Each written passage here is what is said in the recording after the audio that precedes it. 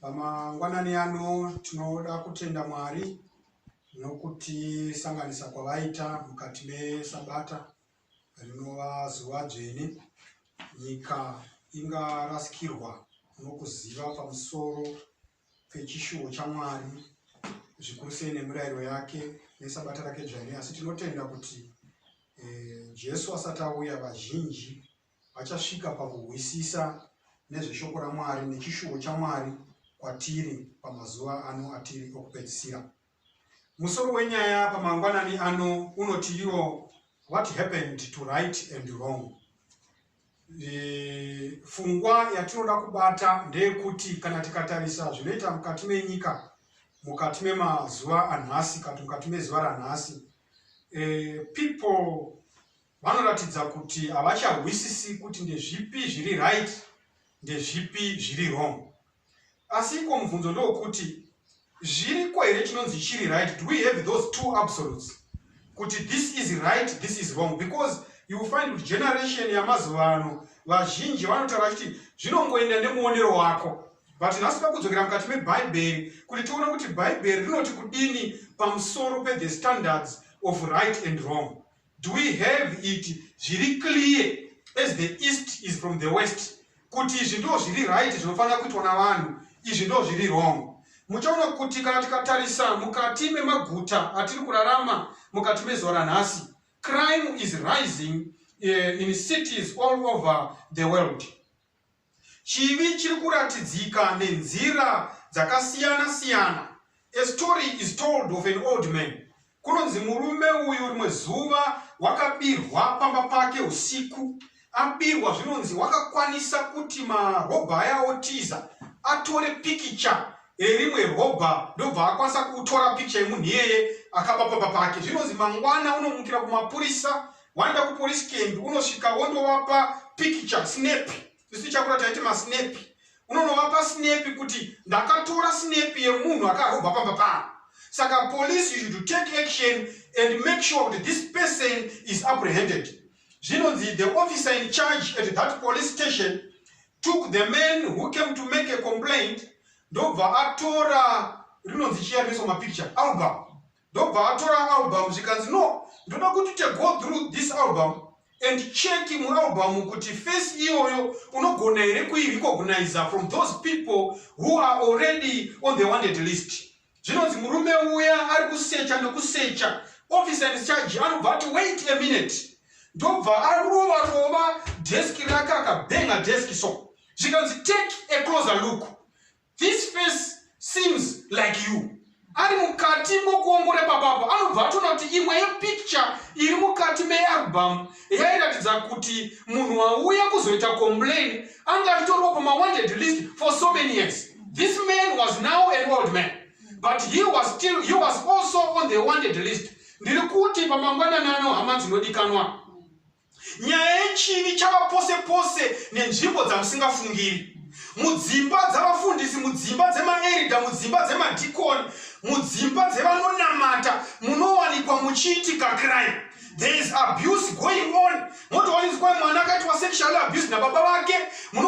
Zviri kuitika mukati. Wherever you are, where you are seated, crime is happening. It only depends now. Ndosaka tiri kutaura pamusoro pokuti what happened to the standard of right and wrong. Nokuti zvimwe zviri wrong vanenge vachitoresa kuti zviri right. Saka mumakereke anogona kutorodza mwana ne9 years nemhaka yekuti warotswa kuti ngaite mukadzi wako. Zvotonzi hazvisi right. Zvotonzi mweya mutsvene wakandirotsa kuti mwana ne9 years ainge achindorodzwa nedhara rine 60 years. What happened to the standards of right and wrong? Saka mudhara uyu unobva watosungwa ropa dzatochena njema nemhaka yekuti crime and violence are everywhere. Even where you do not expect it. It is in the workplace. It is in the factories, in our villages, in our towns and cities. There is crime everywhere. But nobody speaks about it as if everything is normal. And today our discussion irikuda kubudisa fungwa yokuti what happened to those standards of right and wrong. Muchaona kuti mune dzimwe nyika riots, revolutions, robberies, they are common. The streets have become unsafe. Kuna dzimwe nzvimbo dzauri kana 6 yangocha yazuva rikavira hauchaendi mustreet uchifamba netsoka. Assassinations hijackings, terrorist bombings, muggings, rapes, burglaries, embezzlements, and government corruption are reported every day in countries all over the world. Why is crime rising? What's behind the unprecedented rise in lawlessness? What has happened to our world? Ndobvunzo watoda kuti tipindure mukati mezvara nhasi. Mukatarisa katikatasa kuvana vedu ava, they are kids who kill. Kutora pfuti vachidhura baba namai nokuti wanyima mari yemafaji.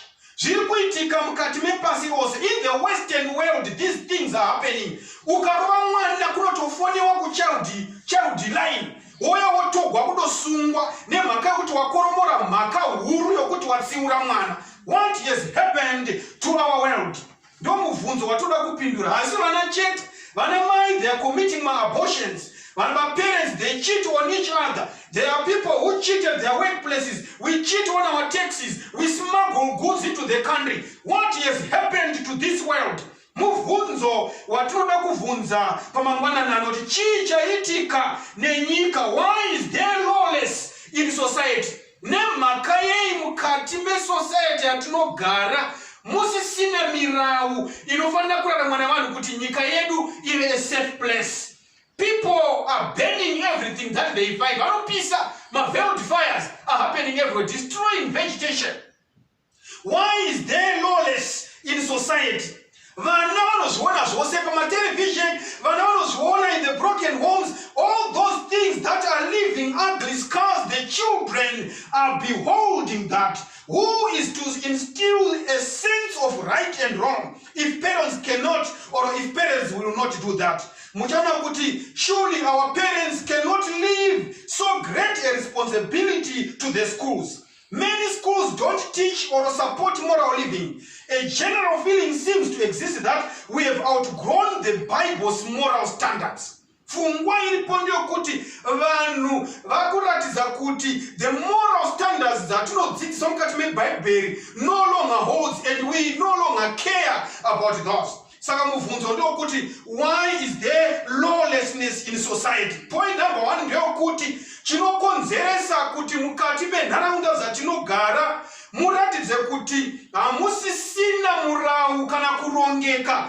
Ndekuti vanhu vanoti God's law no longer applies. Ndopoint yokutanga. People are saying mirayiro yaMwari haichaapply kugeneration yedu. Point number two, muchatoona kuti kana ipapo pa point number one satasumuka ipapo, even some churches today are teaching that God's standard of right and wrong no longer applies.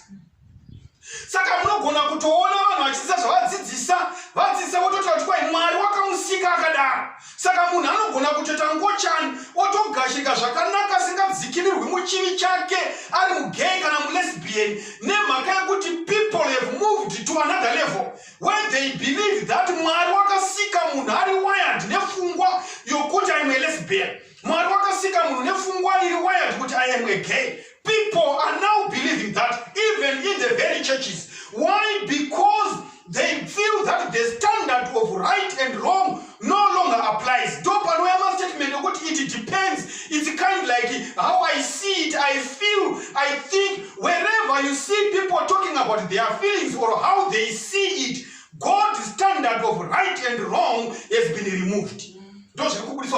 Saka muchaona kuti point number one ndeyekuti God's law no longer applies. Point number two, inokonzeresa kuti kwene lawlessness in society ndeyekuti people are now saying his commandments have been abolished. Makereke ndo ari pa forefront kunotaura kuti mutemo waMwari wakarwegwa pamuchinjikwa, it was abolished. Saka because there is no law, saka there is no sin. Nokuti mutemo ndo unondiudza kuti chichakashata. Saka because law has been abolished, people now believe that there is no sin. Saka angori madira Georgina, madira Tivange. Ndo zvavapo nokuti vanhu vanoti murayiro waMwari has been abolished. Point number three, inokonzeresa lawlessness in society ndeyekuti vanhu vanoti his commandments are no longer relevant. Mirayiro yaMwari haisi relevant, it's not applicable to our generation. It's no longer relevant, it's archaic, it's old. It belongs to the old era. Iko zvino patiri haichagoni kuapply. Ndofungwa dzine vanhu mukati mezvara nhasi. Point number four, vanhu vanoti his commandments are impossible to keep. Mirayiro yaMwari haigoneki kuchengeteka. Nyangwe nevana mukati medzimba vanofungawo kuti kana vakarayirwa namai nababa hazvichachengeteki nokuti ndozvavadzidziswa. Vanodzidza pamatelevhizheni, vanodzidza pamanovheri, vanodzidza pamaindaneti nepamaYouTube nepamaWhatsApp nepamaInstagram kuti mirayiro yaMwari iri impossible to keep. And because of that, we have bred a generation that does not know what is right and what is wrong. Saka pamangwanana now, many people are doing their own thing, and society is reaping a bumper harvest of broken homes, uncontrolled children, and violent crimes. Ndogo ratawana kuburikidza nokuita set aside the decalogue of Jehovah. Taakuzvikohwera violence, taakuzvikohwera macrimes atisina kana kumbova takarota kubva tichizvapa. If you read in Hosea chapter 8 verse 7, he said, they saw the wind and reaped the whirlwind. Vakadzara mhepo, vakakohwa chamupupuri. Ndo zvinoita kana munhu akasendeka Jehovha parutivi. Unodzara mhepo, wokohwa chamupupuri. Hosea 8 verse 7. But mubvunzo watinavo ndokuti, who determines when a situation is right or wrong? Is it the moral judgment of even good people, often imperfect at times?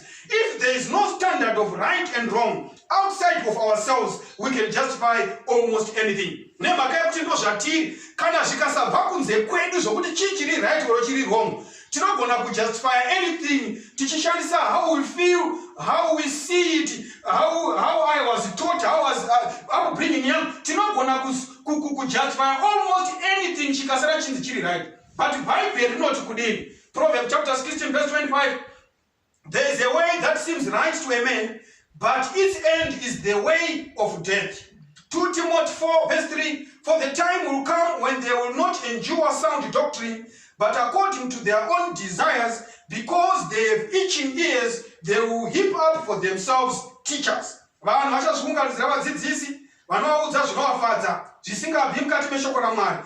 And 2 Timothy 4 verse 4, and they will turn their ears away from the truth and be turned aside to fables. Hama dzinodikanwa, it's sad to say we are discovering that we do not get freedom by throwing out the rules. Remove the standard of right and wrong and chaos follows. Hama dzinodikanwa, if you removed all the traffic signs and signals, there would be chaos on the roads and highways. Bible rotobudisa pachena kuti when we remove the rules, what follows is chaos. But mubvunzo ndokuti what are the rules? The Bible is ready to explain to us what the rules are. Long time ago in the nation of Zambia, there was a man called Michael Sata. When he became the new president of Zambia, when he was voted into office, he promised to govern Zambia using the 10 commandments. My brothers and sisters, what are these 10 commandments that he promised to govern his country with? The Bible, inotibudisira pachena kuna Exodus chapter 20 verse 2. Kuti Mwari a long time ago when he created the earth, he gave us a formula for a crime-free society. Etaka follow that formula, inanasi munhu wese angadari safe and happy to live on earth. Exodus chapter 20 verse 2. I am the Lord your God who brought you out of the land of Egypt, out of the house of bondage. Saka Mwari anoti achipa vadzidzi, achipa Israeri mutemo, anotanga aiyeuchidza kuti ndiye Jehovha Mwari akavabudisa mukati memba yeuranda, yeusungwa, imba yebondage. Ndobva atanga kuchivapa manje zvakare murayiro yake. But before he gave the commandments, the first thing that the Lord did was to identify himself as the deliverer from slavery. He was the one who had opened up the Red Sea before them. He was their protector. In other words, he was saying, I care for you, you can trust me. You can trust these commandments that I am giving you. They will ensure your freedom and safety. Vana vaIsraeri vanoti zvose zvamataura tichazviita. And the Bible tells us of the prosperity that was enjoyed by the Israelites as long as they were obedient to the precepts of Jehovah. Saka Mwari, he then spoke his divine law that men could know how to live in peace and safety. So men could know what was right and what was wrong. Saka the 10 commandments, I will give an overview of the 10 commandments. Commandment number 1, you shall have no other gods before me. Commandment number 2, you shall not make for yourself a carved image. You shall not bow down to them.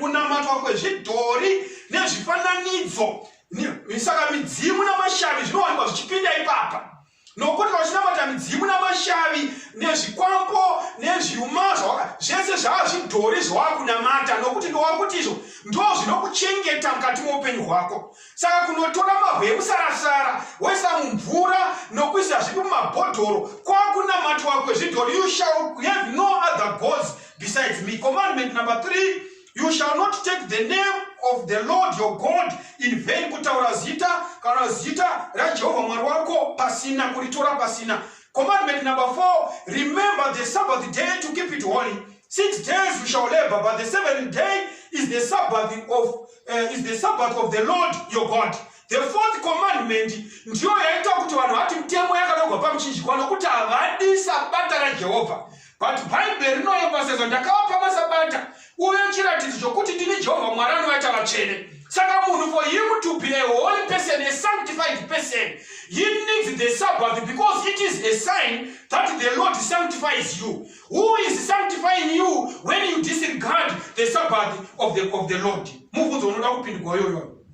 Commandment number 5, honor your father and your mother. Kudza baba vako na mai vako vakakuzvara ndovarudorehwa pano ndozvorehwa. Saka uchaona kuti the first literal meaning is your biological father and your biological mother. But we are seeing another order of worship today, where people spend lots and lots on the men of God, neglecting their own siblings and their own parents, their biological ones.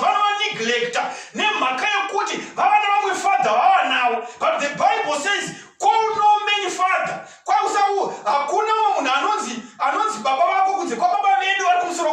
But vanunasi vavana vamuwana father vavo vanavo vachineglekta vana baba vavo vakavazvara kuti vapano panyika. Bible rinotidzidzisa zvokuti you should honor your father and your mother, and this commandment has got a promise, so that your days on the earth may be ended. Kuti awedzerwa. Saka mumutemo wechi6 noti you shall not murder. Haufaniri kuuraya. Vanhu nhasi vanouraya mashoko, vamwe vanouraya nerurimi rwavo, vamwe ndo vanobesa vachiro poison chaya vanoisa. Vamwe vanda vanozvisungirira. You are committing murder. Thou shall not murder. Haufaniri kuuraya. You should not do anything that exposes humanity to the risk of death. When you do that, you are committing murder. Panapa mtaona vamwe zvakare vanoti kana vachinda kunotengesa vanoita utsotsi unozwa kuti munhu vanhu vane shuga vakarya zvinhu zvine shuga zvinovakanganisa, wotengesera uchi hwawaisa sirapi neshuga, woti ndine uchi panapa piuhani, oenda unogwara shuga yake ofa. You have committed murder. Amuzvona? Anozopukunyuka hake nokuti waisiwa madhiripi asi wangada kuuraya. Amuzvona? You shall not commit adultery. Commandment number 7, usaita choupombwe.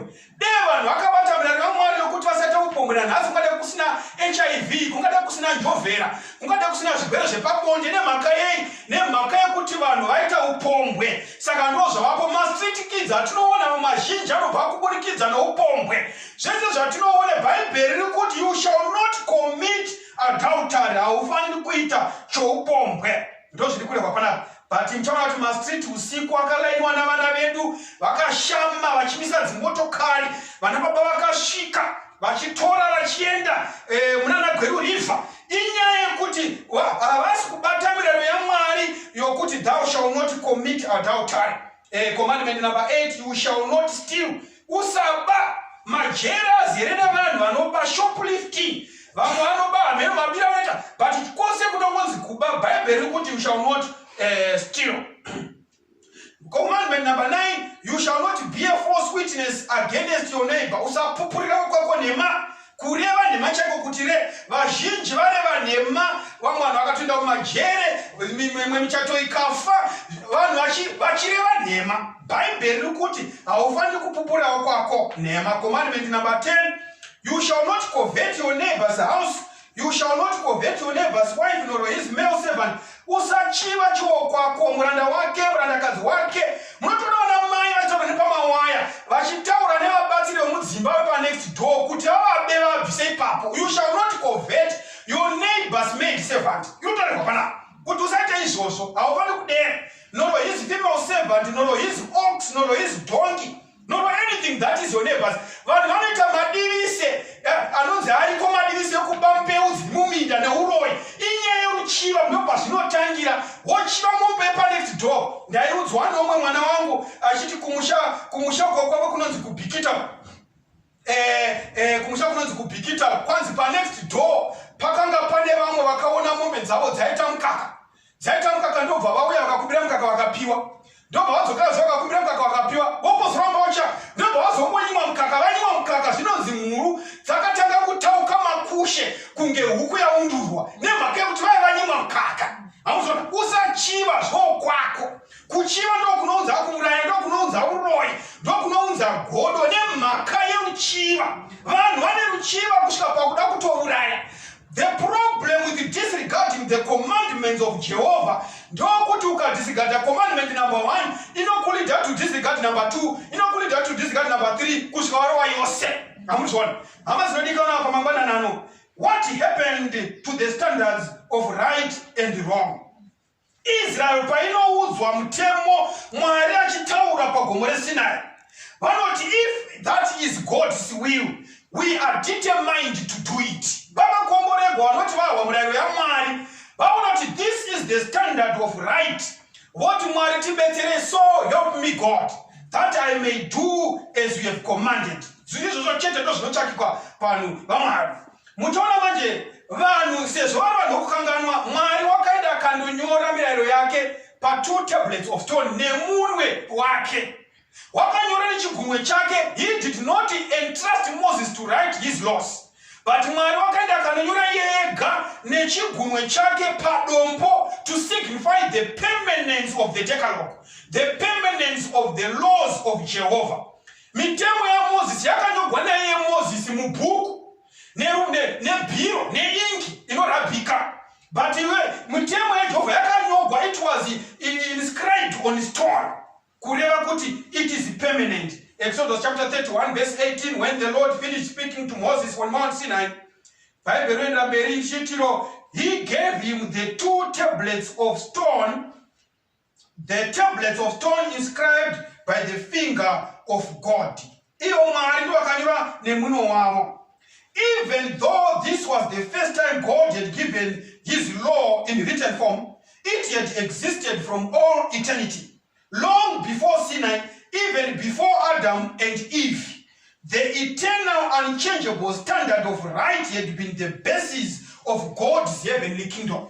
Mutemo wa Mwari takazongomuona in written form pa Sinai, but wagara waingovapo even the earth isati yasikwa.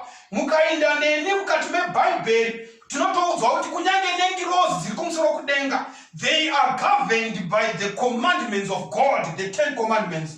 They were given the choice of either following God's law or ignoring it or rebelling against it. Mukainda mukati meBhaibheri tinotoudzwa kuti sisu Satan and his angel vakasarudza to do their own thing. Sezvatiri kuita mukati mezera nhasi kuti vana vada kuita their own thing, vabereki vada kuita their own thing. Ndozvatiri kuziva kuti nyangwe naSatani wokudenga, he wanted to make his own rules, and that rebellion yakaita kudenga led to his expulsion. Tinozviwana mukaona zvakazarurwa chapter 12 verse 7, Revelation 12 verse 7, not, and war broke out in heaven. Michael and his angels fought with the dragon, and the dragon and his angels fought, but they did not prevail, and nor was a place found for them in heaven any longer. Revelation 12 verse 9, so the great dragon was cast out, that serpent of old, called the devil and Satan, who deceives the whole world. He was cast to the earth, and his angels were cast out with him. Psalms 103 verse 20, to bless you, the Lord, you angels that excel in strength and that do his commandments. Bible rototiudza kuti Satan nengilozi dzake varamba mutemo yaMwari vakaenda to establish their own rules. They were cast out of heaven. But Psalm 103 verse 20, you ought to bless the Lord, you his angels that excel in strength, that do his commandments. Kureva kuti ngilozi dzaMwari kumusoro kudenga dzinotoita kuda kwani kwaMwari, dzochengeta macommandments aMwari. Asi munhu nhasi ndiye azoenda kanoronga akataura kuti mitemo yaMwari yakarogwa pamuchinjikwa. But Bible rinoti bless the Lord, you his angels that excel in strength, that do his commandments. Ngilozi dzine strength inodarika yavanhu. Isusu tinotori weaker than the angels, but they being strong, they keep the commandments of God. And they excel in strength. Why? Because they keep the commandments of Jehovah. Abraham pachake, he knew and obeyed the law of God long before the law was spoken when he sinned. Abraham was paishika waita aretari offer sacrifice to God. Waito chengeta mirado ya Mwari kunyange tasika pasina. Saka mtemo inakutangira pasina. Yakatanga even kusiri kwa paiva hapo kwacho kwakatangira Mwari kana kuti kwakatangira nemtemo yake yakanga ilipapo. Now kuti the law of God is a transcript of his character. Saka the character of God is old as he is old. You cannot say character Mwari azotangira pakati. Saka Bible rototikulisa pachena kuti the 10 commandments long existed before creation. The 10 commandments, they are old as the age of God. So Genesis chapter 26, verse 5. Because Abraham obeyed my voice and kept my charge, my commandments, my statutes, and my laws. Don't talk about Genesis chapter 26, verse 5.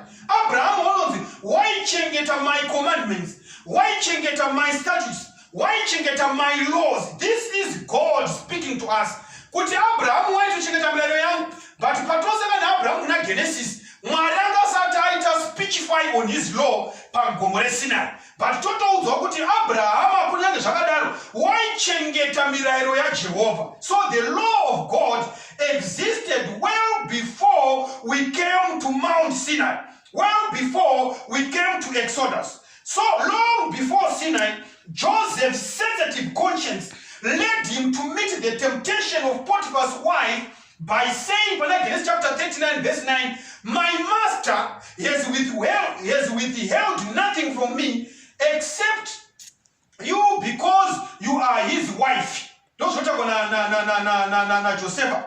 Genesis chapter 39, verse 9. How then could I do such a wicked thing and sin against God? Did Joseph? Tisati tashika paSinai. Anototi kumukadzi waPotifa, Mwari wangu, tenzi wangu anwa murume wenyu my Potifa. Iyo baba Potifa vacho havana chimwe chose chavakambondibhana muromba kunze kwenyu nokuti imi muri mukadzi wavo. Ndingaita sei chinhu chakadaro and sin against God? Joseph ati ndingaita sei chinhu chakadaro ndikatadzira tenzi wangu. Anoti ndingaita sei chinhu chakadaro nditadzirani Mwari, because he knew by committing adultery he is breaking the commandment which said thou shalt not commit adultery. So when we sin, not only do we sin against men, but we sin against God, because he is the lawgiver. What happened to right and wrong? Saka Joseph, why ziva kuti adultery was sin? He knew God's standard of right and wrong. But today angari munhu wanhasi aiti maida kuti tiite sei, ndo vakandimanikidza, ndo vakatouya ndatombovamanikidza, ndakatombovakumbira, ndakangoonawo misisika tumedhemu kana kuti bhosi vangu yavo kwandiri vakangoti zvakati ndikati dzawira mutswanda. Saka kune vamazuva ano zvaitonzi dzawira mutswanda. Kana aenda kukoti wainomira mubhokisi oti vabvunzei kuti ndakambobata dhirezi ravo here, vabvunzei kuti ndiani akauya kuspeya kwangu, ndo vakatouya, ndo vakanditanga. Saka waitopa defense yake mukoti. But Joseph does not give that defense. He says, I cannot do that and sin against my God. The standard of right and wrong can only be prescribed by God. God has prescribed the standard, and the standard is enshrined in the 10 commandments. So Joseph firmly determined not to transgress God's holy law. Bible notiudza kuti the standard of right and wrong can only be determined by God. Saka tunda kuendera mberi, the children of Israel, mukaenda neni mukati meBhayibheri, had been instructed to serve and obey God. But during their cruel captivity in Egypt, they forgot God's law. After the Exodus, just a few weeks before they reached Sinai, the Lord rebuked Moses because the Israelites were breaking his law by attempting to gather manna on the Sabbath. The Sabbath commandment is at Sinai. Just before Sinai, a few weeks before Sinai, Moses unosi ugwanamari kuti kwa vanhu vakwana kunonga mana sei nemusi weSabata. Nemakaya vari kunonga mana musi weSabata. Saka pana Exodus chapter 16 verse 28, and the Lord said to Moses, how long do you refuse to keep my commandments and my laws? So the people rested on the seventh day. Bible rototiudza kuti kunyange the Sabbath law isati yatagwa paSinai pana Exodus chapter 20. Pana Exodus chapter 16 tinosangana Mwari achitsiura Mozisi kuti sei vanhu vasingateri mirayiro yangu. Mirayiro yaMwari hama dzinodikanwa exista long before Sinai. The law of God is as old as is God. Pfungwa yakakosha iyoyo. Hazvigoni kushandurwa nhasi nemunhu wazoita degree retheology pacollege yekwayonini neyokwayokera. Aiwa, the law of God existed long before creation because it is a transcript of his character. As long as God existed, his law existed. You can't separate character yemunhu nemunhu wacho na iyeye. Nokuti mtemo wa Mwari icharacter yake. God's law is eternal, God's law is the eternal standard of right for the universe. Mchaona ama tunodikana pamangwana nano. Mukana kuna 1 Corinthians chapter 14 verse 33. Inoti, for God is not the author of confusion. Let all things be done decently and in order. Kalamapa verse 40. Let all things be done decently and in order. Mwari wedu hasi mwari wenyongano kana confusion. The confusion that exists in the world, you can be rightly assured that that confusion is not from God. Mwari hasiye muvambi, hasiye munyori, hasiye unozvara confusion. The confusion that exists in the world, hazvibvi kuna Mwari nokuti he is not the author of confusion. The author of confusion is the devil. Bible rinoenda mberi, muchaona kuti nyango pano pasi mahurumende dzirimo pasi. Hakuna an orderly government that can exist without laws. Every government has got its constitution. Nema various laws, acts aripo to govern whatever sphere of social or economic behavior dzemunyika imomo. Hakuna nyika inogona kugara isina mutemo. Because kunoshaikwa inonzi harmony. Ndinoshamisika nevanhu vanofunga kuti Mwari ndiye anogona kungorarama asina murao. Okuti wale hurumende dzemunopasi dzinoita maconstitution, Mwari ndiye anogona kushayiwa mutemo.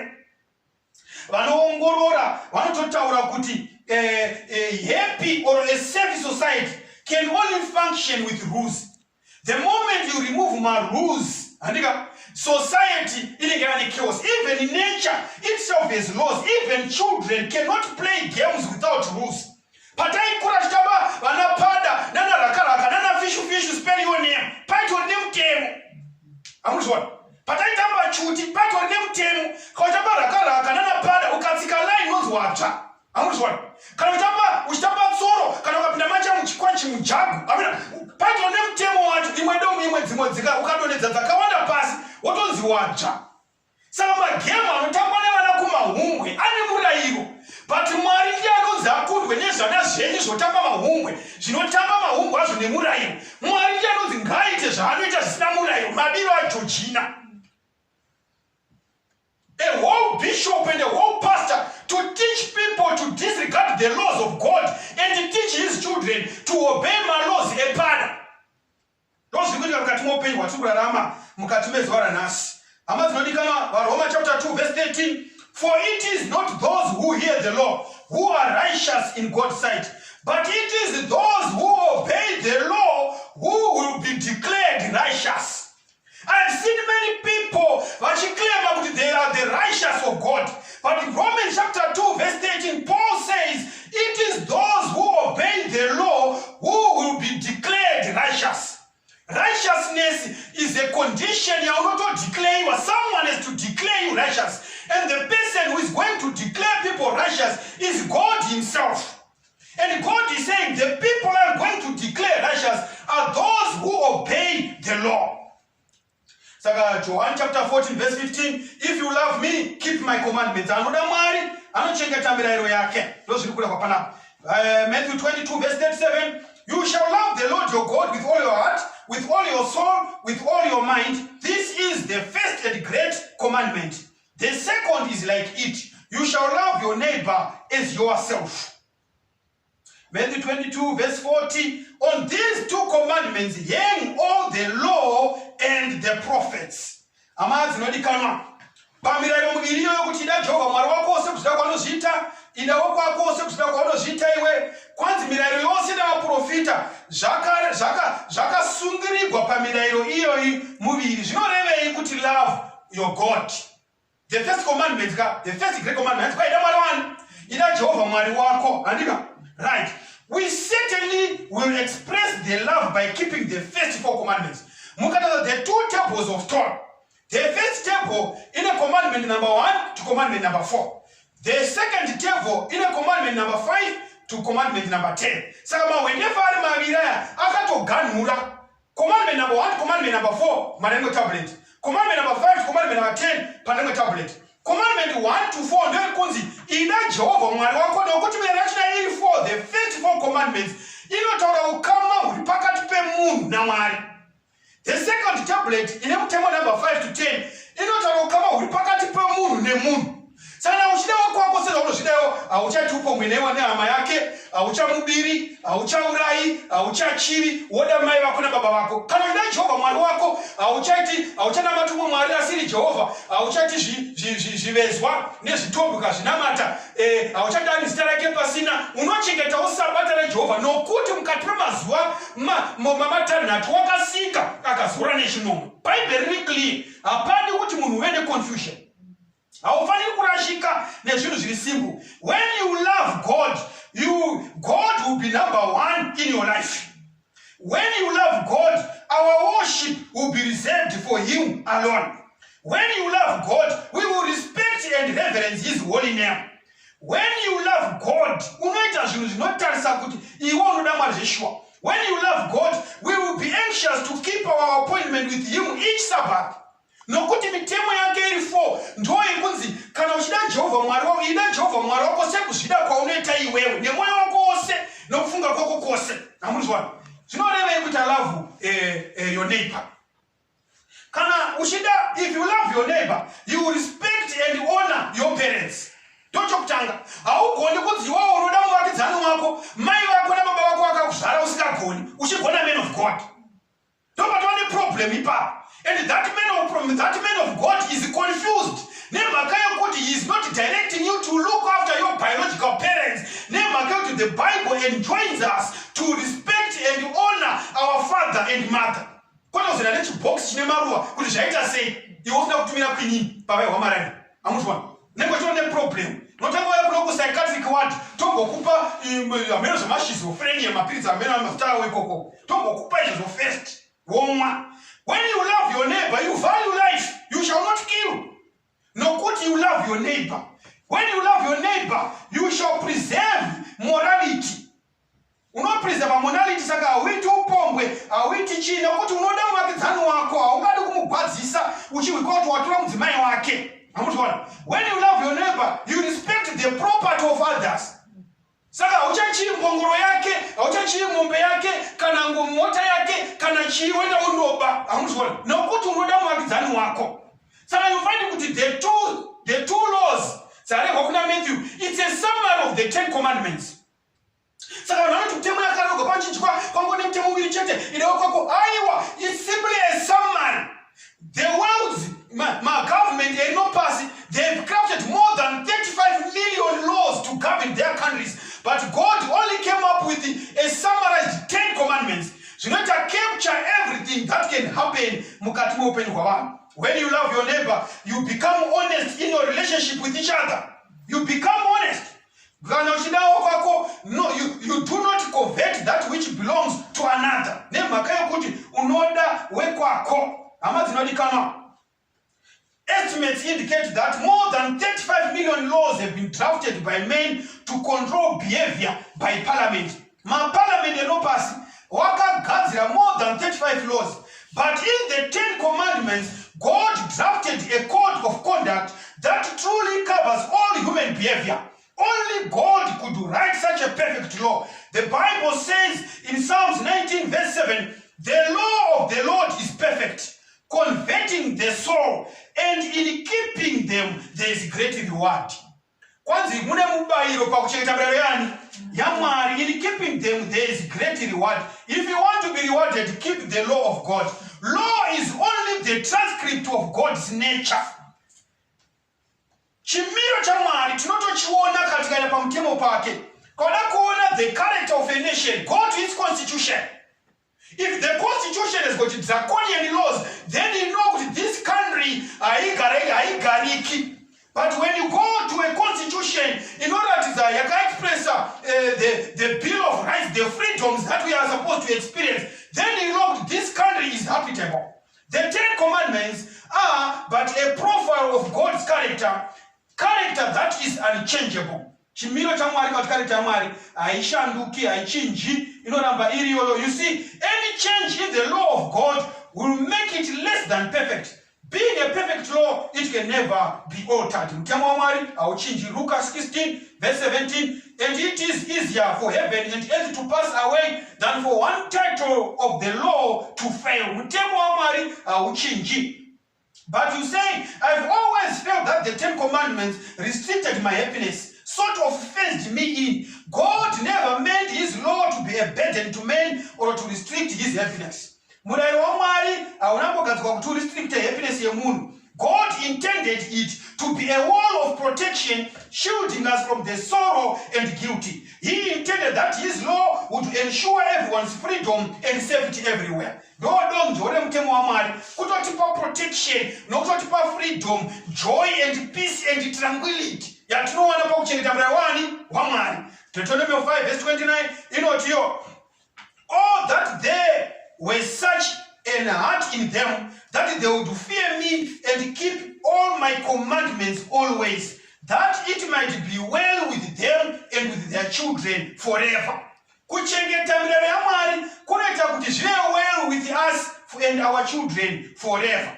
Amuzwa muchaona kuti mukafamba nanaboterekom mune masimbi nema concrete ari mujinga merodi anenge ari mwachitendera kuti musanowire kumapiripiti emunanaboterekwa. Masimbi akaiswa yaya haasi ekukumanikidzira nekukugwatidzira kuti ufambe murodi, aiwa ndekupa protection peadventure. Mabhirika akaruza ukatobondera pachisimbi chiya unodzoka zvakanaka naka ukapukunyuka. Amuzwana saka bhaibheri rinototibudisa pachena panapa kuti the law of God protects us from danger.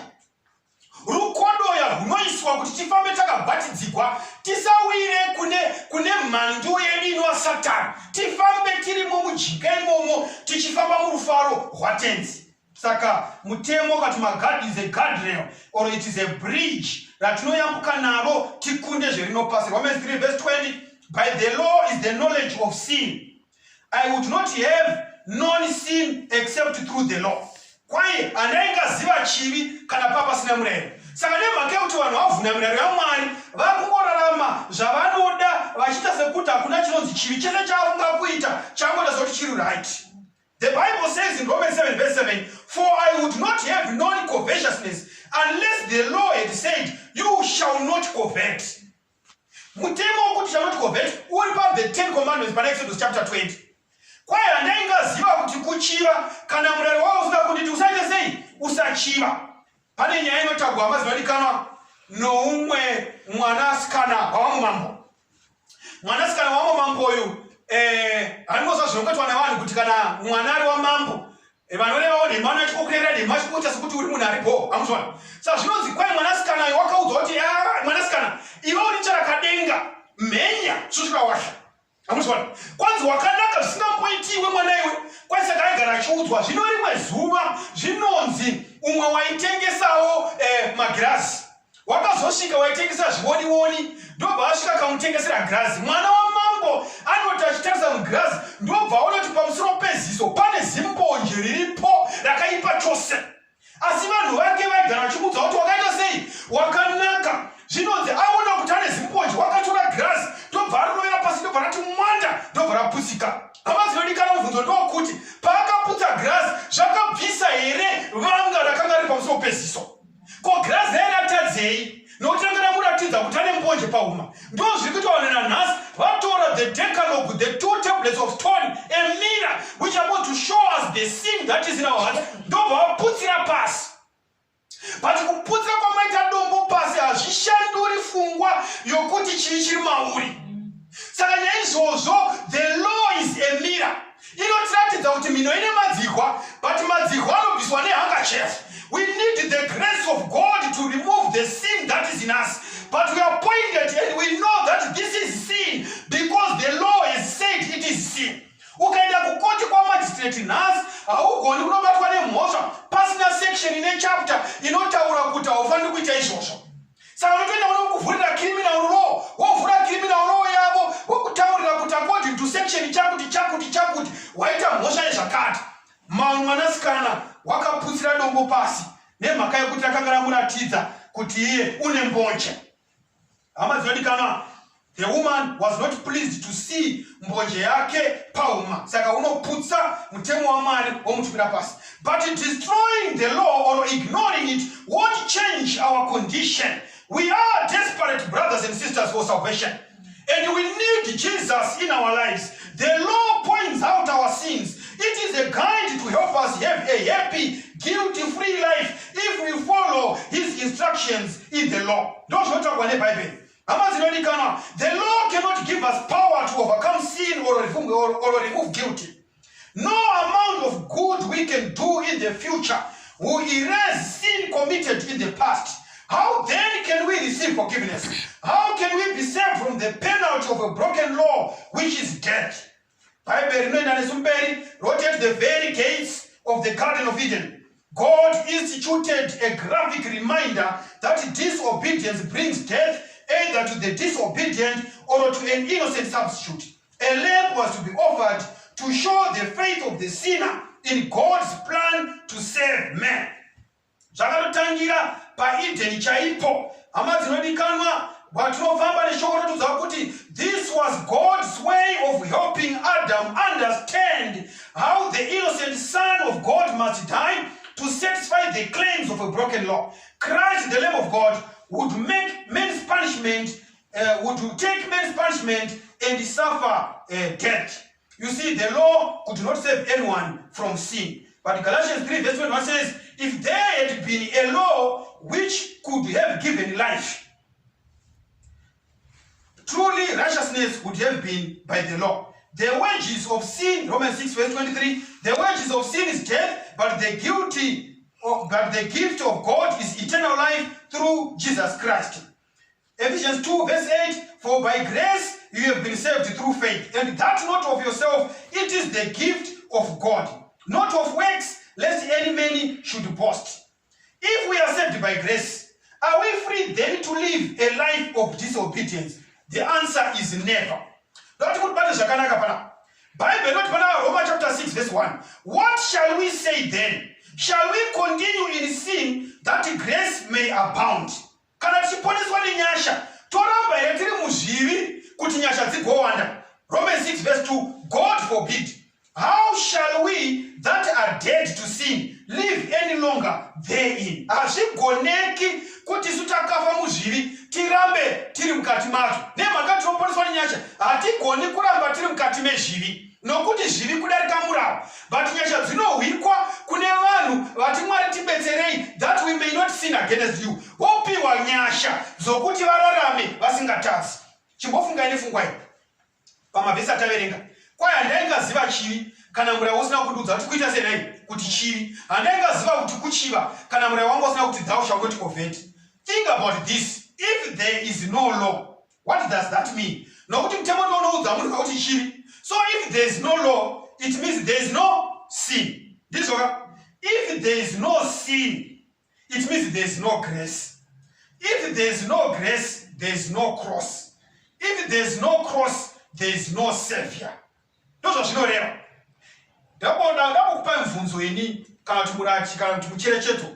there is a prisoner who is awaiting death. Prisoner anofana kutaurawe, then over gamuchira a pardon and he is set free. Does that mean he is now free to live a lawless life, to do his own thing?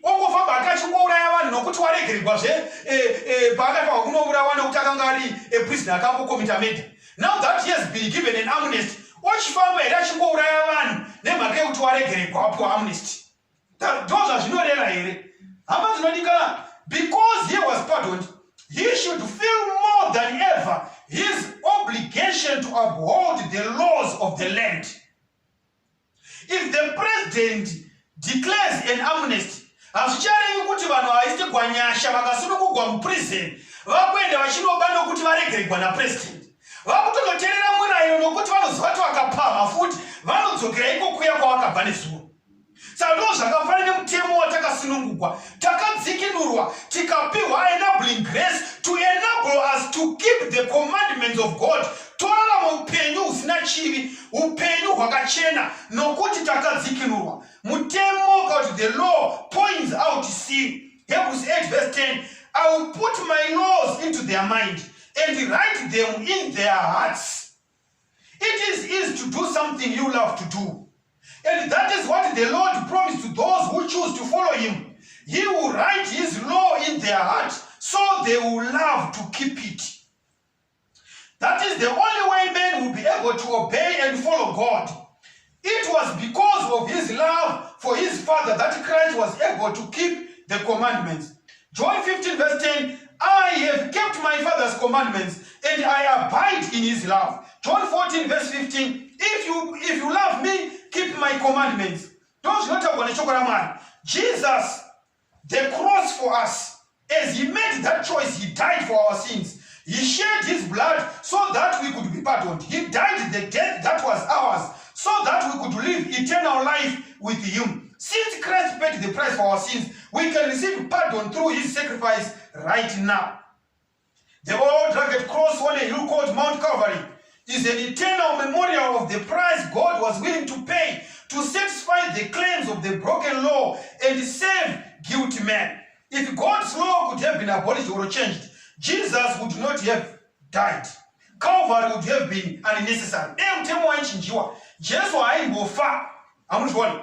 Saka Jesus pachake na Mary could not ignore sin. They could not change the law. So sinful was man that he needed a savior. And thank God for his love in consenting to give his only begotten Son to die as our substitute.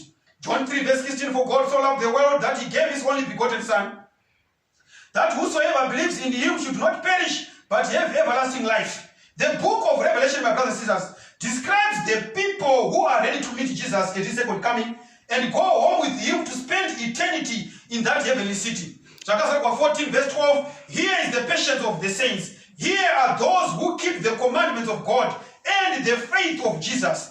Revelation 14 verse 14, then I looked and behold a white cloud, and on the cloud sat one like Son of Man, having on his head a golden crown and on his head a sharp sickle. In the great prophecy that Jesus gave John in the book of Revelation about the history of the church, he says that the remnant of the last true part of God's church on this earth is described in Revelation 12 verse 17. And the dragon was enraged with the woman, and he went to make war with the rest of her offsprings, who keep the commandments of God and about the testimony of Jesus. Those who are going to be saved, they keep the commandments of God. Jesus, my brothers and sisters, he wants to wash away our sins. His pleading voice is still calling, and let him who thirsts come. Whoever desires, let him take the water of life freely. Revelation 22 verse 17. And let him who thirsts come. Whoever desires, let him take the water of life freely. Those who talk about the Bible. Let not your heart be troubled, my brothers and sisters. You believe in me. Believe also in me. In my Father's house are many mansions. If it were not so, I would have told you. I go to prepare a place for you. And if I go, I will come again and receive you to myself, that where I am, you may be also. Is it your prayer this morning, my brothers and sisters? wherever you are listening to this sermon, wherever you are watching us via YouTube or Facebook, is it your desire that you want to receive Jesus as your personal Savior? And you are saying, Lord, now I know that there is one standard of right and wrong. And that standard is enshrined in the laws of God, in the 10 Commandments. Is it your desire that you want to live a life of purity, being guided by the standard of right and wrong, which is the character of God, which is the 10 Commandments, and you want God, through the grace found in Christ, to help you to obey Him and follow the Lamb wherever it goes, even if it means to be baptized? It is your desire. If it is your desire, you can stand up wherever you are or lift up your hand so that we pray. We are now praying. Ati number 10. Baba wedu muri kumusoro kudenga, tuda kumuonga ipangwana nemangwana nanga maskati. Tuda kutendai neshoko renyu ratinoita zvakanaka kana tichiriterera. Tinokutendai nokuti matiradza pachena nyika yarasikirwa the standard of right and wrong. Umwe noumwe ungoita zvaanoda nemufungiro wake nekufila kwaanoita nemanzwiro aanoita. But shoko renyu, from even before creation, we come to creation, even after creation, you have got the standard that you summarize in the 10 Commandments on 2 tablets of stone. Zamakanyora nemuno wenyu zamunoshuvira kuti nesu sevanhu zvisikwa mabasa amaoko enyu tirarame seizvozvo tinosumudza maoko enyu edu tichikugamuchirai samuponesi. Fill our hearts with the grace that comes from Christ. Tizadzei nerudo rwenyu nemufaro unobva kwamuri. Unzai mufaro mukati medzimhuri dzedu, mukati mabasa edu, pese patinosvika tinoshira kuti nyasha dzenyu dzitiringane, tirarame zvinorehwa neshoko renyu. Titungamirei kubvira zvino. Create in us a new heart so that we may have new beginnings. In Jesus' name we pray. Amen.